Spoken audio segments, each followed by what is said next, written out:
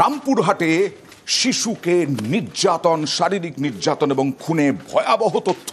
ভয়ঙ্কর শিক্ষক ওই রামপুরহাটের ভাড়া বাড়িতেই শারীরিক নির্যাতনের পর দেহ টুকরো টুকরো করে ফেলে ওই ভয়ঙ্কর শিক্ষক।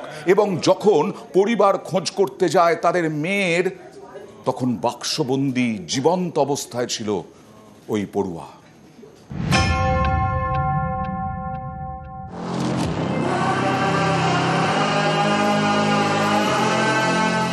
শিক্ষক জীবন তৈরি হয় যার হাতে, তার হাতেই মর্মান্তিক পরিণতি।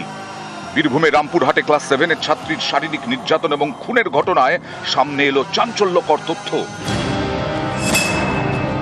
28শে অগস্ট নিখোঁজ হয় স্কুল ছাত্রী।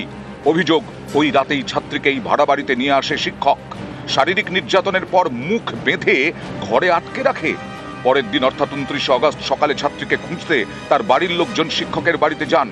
তদন্তকারীদের দাবি, তখন হাত পা মুখ বাঁধা অবস্থায় ঘরের ভেতরেই একটি বাক্সে বন্দি করে রাখা হয়েছিল ছাত্রীকে। তাই পরিবারের চোখে পড়েনি।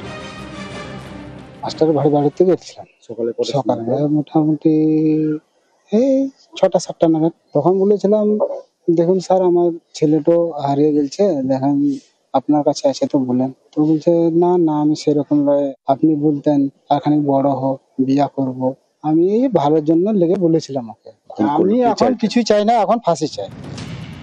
পুলিশের দাবি, যেদিন সকালে বাড়ির লোক শিক্ষকের বাড়িতে গিয়েছিলেন সেই রাতেই মেয়েটিকে খুন করে শিক্ষক।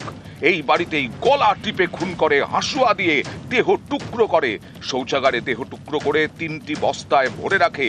টুকরো করা দেহ টাটকা রাখতে তার উপর কেমিক্যাল ঢালে। তারপর প্রমাণ মুছতে বাথরুম ধোয়ে ফিনাইল এবং স্পিরিট দিয়ে 30শে অগস্ট ভোরে ছাত্রীর দেহবন্দি বস্তাগুলি ফেলে দেয়। ছাত্রী খুনে ধৃত শিক্ষক মনোজ পাল ঠিক এই বাড়িতেই ভাড়া থাকতো।